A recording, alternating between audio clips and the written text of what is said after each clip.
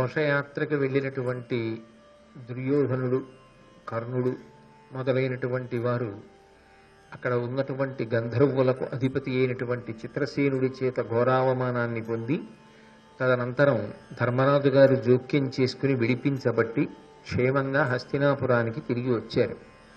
వచ్చిన తరువాత గాంగేయుల వారు మాట్లాడుతున్నారు. గాంగేయుడు అంటే భీష్మాచార్యుడు. భీష్మాచార్యుల వారు అంటారు, హితులై పెద్దలు బుద్ధి చెప్పగా క్రియాహీనుండవై త్రోచిపోయితి దుష్టాత్ముల కూడి దానికి ఫలం బిట్లయ్యనో చూచితే గత విద్వేషుండు ధర్మనందనుడు గల్గంబట్టి ఆ పాట దుర్గతికిన్ తప్పితిగాక చిక్కితి కదా గంధర్వుచే ఆజిలోన్. ఒక పెద్ద మనిషి, అనుభవజ్ఞుడు, మన యొక్క హితాన్ని కోరేటటువంటి వాడు ఎటువంటి మాట మాట్లాడతారో భీష్మాచార్యుని యొక్క మాటని బట్టి అర్థమవుతుంది. ఆయన దుర్యోధనుడిని ఉద్దేశించి మాట్లాడుతున్నాడు. హితులై పెద్దలు బుద్ధి చెప్పగా, పెద్దలైనటువంటి వారు నీకు ఎన్నో బుద్ధులు చెప్పారు. ఈ కర్ణుణ్ణి నమ్మకు, అనవసరంగా పాండవులతో కయ్యానికి కాలు దువ్వకు, నిష్కారణంగా వాళ్లతో విరోధం పెట్టుకోకు, పరమధర్మాత్ములైనటువంటి ఆ పాండవులతో కలిసి ఉండడం, భూమిని పంచుకుని వాళ్లతో కలిసి సంతోషంగా పరిపాలన చెయ్యడం నీ యొక్క శ్రేయస్సుకి అత్యంత ఆవశ్యకమైన విషయము అని చెప్పారు. కానీ క్రియాహీనుండవై త్రోచిపోయితి దుష్టాత్ముల కూడి, కానీ నువ్వు అలా చెయ్యలేదు సరిగదా. పాండవుల్ని అరణ్యవాసానికి పంపించి ఎందుకు వాళ్ళని అవమానించడానికి వెడతావు అని చెప్పినా కూడా ఎవరి మాట వినకుండా ఇదిగో ఈ కర్ణాదులను నమ్మి వీళ్లతో కలిసి ఏదో పాండవుల్ని అవమానం చేద్దామన్న ఉద్దేశ్యంతో ఘోషయాత్రకు వెళ్ళావు. దానికి ఫలం బిట్లయ్యనో చూచితే, దానికి ఫలితం ఎంత ఘోరావమానాన్ని పొందావో చూశావు కదా. అవమానం పొందడం కాదు, నిజానికి నీ ప్రాణమే పోవాలి. కానీ గత విద్వేషుండు, ఎంత గంభీరమైన మాట మాట్లాడాడు. అది పెద్దరికం అంటే, భీష్ముడి పెద్దరికము అంటే అది. గత విద్వేషుండు, నిజంగా ధర్మరాజు గారే మనసులో పెట్టుకోవాలి అంటే నువ్వు చేసినటువంటి అన్యాయాలకి, నువ్వు చేసినటువంటి కుట్రలకి ఇది మంచి అవకాశము అని చేతికి మట్టంటుకోకుండా, తనకి అపకీర్తి రాకుండా నువ్వు హతుడవైపోతావని ఆయన ఏమీ చెయ్యకుండా ఊరుకోవచ్చు. కానీ ధర్మరాజు యొక్క గొప్పతనం అంతా ఎక్కడుందో తెలుసా? తాను ఉపకారం చెయ్యవలసిన సందర్భంలో ఉపకారం చెయ్యడానికి కావలసినటువంటి ప్రాతిపదికని ఆలోచించాడు తప్ప ఉపకారముని చెయ్యకుండా విస్మరించడానికి కావలసినటువంటి పాత పగలను గుర్తు తెచ్చుకోలేదు. అది వ్యక్తిత్వం అంటే.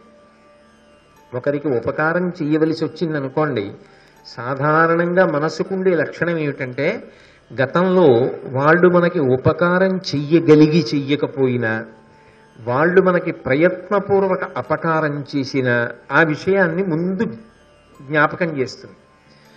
అప్పుడు నువ్వు ఆపదలో ఉన్నప్పుడు ఏం చేశారు, నీకెన్ని కష్టాలు రావడానికి వాళ్ళు కారణమయ్యారు, నువ్వెందుకు చెయ్యాలి, అనుభవించని. అది మనసు యొక్క లక్షణం. కానీ ఆయన ధర్మరాజు ఎందుకు అయ్యాడంటే, ఆయన అంత గౌరవనీయుడు ఎందుకయ్యాడంటే గత విద్వేషుండు. ఒక్క మాట వెయ్యడంలో భీష్ముడి యొక్క గొప్పతనం పైకొస్తుంది. మనసుకుండేటటువంటి సహజమైనటువంటి రాగద్వేషములను తన యొక్క ధార్మిక నిష్ఠ చేత గెలిచాడు. మనం జ్ఞాతులం. బయట వాళ్ళు వచ్చి యుద్ధం చేసినప్పుడు మనం 105 అంతేకాని చూస్తూ చూస్తూ సోదరుడికి ఆపద కలిగితే ఊరుకుంటామా? కాబట్టి భీమార్జునులు ఇద్దరు యుద్ధానికి వెళ్ళవలసిందే అన్నాడు. అంతటి మహానుభావుడు. ఆయనని అవమానించాలనుకున్నావు. ఆయనని అన్నగారిగా అంగీకరించడానికి నీ మనసు రాలేదు. ఆయనకి భూమిని ఇచ్చి రాజ్య పరిపాలన చేసుకోవడానికి నీకు మనసు అంగీకరించలేదు. ఎక్కడి ధర్మరాజు? మనసులోకి స్మరించవలసినటువంటి పగని కూడా స్మరించనటువంటి వాడు. పైగా నువ్వు ఎదురుగుండా కనపడితే జ్ఞాపకం రావలసింది ఏదైనా ఉంటే కక్షే. ఎంత ఉత్కృష్టమైనటువంటి శీల వైభవం. ఆ ఒక్క మాటని ఆధారం చేసుకుని మీరు ఎంతసేపు అయినా మాట్లాడచ్చు. అర్థం చేసుకునేవాడికైతే ఈ ఒక్క మాట చాలు. గత విద్వేషుండు ధర్మనందనుడు గల్గంబట్టి, అక్కడ ఉన్నాడు కాబట్టి ధర్మరాజు. ఆయన నువ్వు వచ్చావని తెలుసుకుని అసహ్యం వేసి వేరే వనానికి వెళ్ళిపోయి ఉంటుంటే నీ బతుకేమయ్యేది? ఆయన అక్కడ ఉన్నాడు కాబట్టి నువ్వు బతికేవు. ఆయన ఉండడమే నువ్వు బతకడానికి కారణమైతే ఆయనతో సఖ్యాన్ని నిలబెట్టుకుంటే నువ్వేమవుతావు? కానీ నీకు అది అక్కర్లేదు. కాబట్టి ధర్మనందునుడు గల్గంబట్టి ఆ పాట దుర్గతికిన్ తప్పితిగాక. ఏమో ఎంత దారుణమైన పరిస్థితికి నువ్వు వెళ్ళిపోవాలో ఎవరి ఊహకు అందదు. రాణుల్ని కూడా బంధించారు కదా, ఇంకంతకన్నా అవమానం ఏముంటుంది? కాబట్టి అటువంటి దుర్గతికి వెళ్ళవలసినటువంటి వాడివి తప్పించుకోగలిగావు. చిక్కిది కదా గంధర్వులచే ఆజిలోన్. ఆ గంధర్వుల చేత ఆజిలోన్ యుద్ధంలో బంధీకృతుడు అయ్యావు కదా. ఆ ధర్మరాజే లేకపోతే ఇప్పుడు నువ్వు ఎక్కడుండేవాడివి? ఆలోచించుకున్నావా? అని నీవులు తమ్ములు సతులు నెయ్యురు వైరులచే గృహీతులైపోవగా పారిపోయకడు పొల్లదనంబున సుతపుత్రుడు. ఈ కావరు కష్టచిత్తు అధికంబుగా నమ్ముదు నీవు. వీని బాహావిభవంబు కయ్యమున అక్కడ చూచితే కనులారగన్. ఎంత పెద్ద మాటలు వాడాడో మహానుభావుడు, ఎంత గంభీరంగా మాట్లాడాడో. నీవును తమ్ములు సతులు నెయ్యురు వైరులచే గృహీతులైపోవగా. యుద్ధంలో నిన్ను ఒక్కడే బంధీకృతుణ్ణి చేసి పట్టుకెళ్ళలేదు దుర్యోధన, బాగా గుర్తుపెట్టుకో. నిన్ను పట్టుకున్నారు, నీ తమ్ముళ్ళని పట్టుకున్నారు, నీ భార్యల్ని పట్టుకున్నారు, నీ స్నేహితులందరినీ పట్టుకున్నారు, నీతో వచ్చిన వాళ్ళని. మిమ్మల్ని అందరినీ కలిపి పట్టుకుపోతున్నారు. పట్టుకుపోబడని వాడెవరు? కర్ణుడొక్కడే. ఎందుకు పట్టుకుపోబడవలసిన అవసరాన్ని తప్పించుకోగలిగాడు? మీరేమైపోయినా పర్వాలేదని వదిలిపారిపోయాడు కనుక. కాబట్టి గృహీతులైపోవగ పారిపోయకడు పొల్లదనంబున సుతపుత్రుడు. ఈ కర్ణుడున్నాడే, ఈయన మిమ్మల్ని అందరినీ విడిచిపెట్టి తన త్రోవ తాను చూసుకున్నాడు. ఈయన మీకు స్నేహితుడు, వీడిని నమ్ముతావు నువ్వు. ఈ కావరు, ఈ దుర్మధుడున్నాడే, ఎప్పుడు ఉన్మత్త ప్రలాపం చేస్తూ ఉంటాడు. నేను వాడిని చంపేస్తాను, వీడిని చంపేస్తాను అని అక్కర్లేని ఆశలన్నీ నీకు కల్పించి నిన్ను ఇటువంటి అపకీర్తిని పొందడానికి కావలసినటువంటి సందర్భాన్ని ఏర్పాటు చేసినటువంటి కర్ణుడున్నాడే, అటువంటి కావరు కష్టచిత్తు, ధైర్యం లేనివాడు. యుద్ధం వచ్చినప్పుడు ఇంతమందిని బంధీకృతుల్ని చేసి తీసుకెళ్ళిపోతే నేను ఒక్కడిని ఉండి మాత్రం ప్రయోజనం ఏంటి?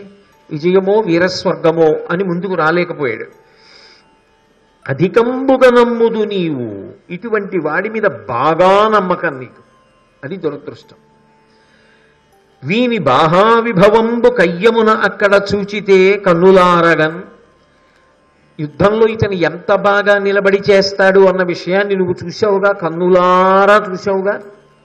ఇప్పటికైనా నీకు నమ్మకం కలిగిందా? ఎవరిని నమ్మాలో ఎవరిని నమ్మకూడదో, ఎవరి మాట వినాలో ఎవరి మాట వినకూడదో అర్థమైందా? ఆయుత బాహులు ఉగ్రబలులు ఆర్యులు పార్థులు వారి భూరి శౌర్యాయుధ నైపుణ క్రియలందు పదారవ పాలు పోలడి వాయుపు రజ్జులాడు అధిప వారల చందము వీని చందమున్నీయడ నిక్కమై తెలిసినే ఖచరేంద్రుల పరిలోపలన్. ఈ కర్ణుణ్ణి తీసుకుని నువ్వు ఘోషయాత్రకు వెళ్ళినప్పుడు అక్కడ ఉన్నటువంటి గంధర్వులతో నీకు యుద్ధం జరిగింది కదా.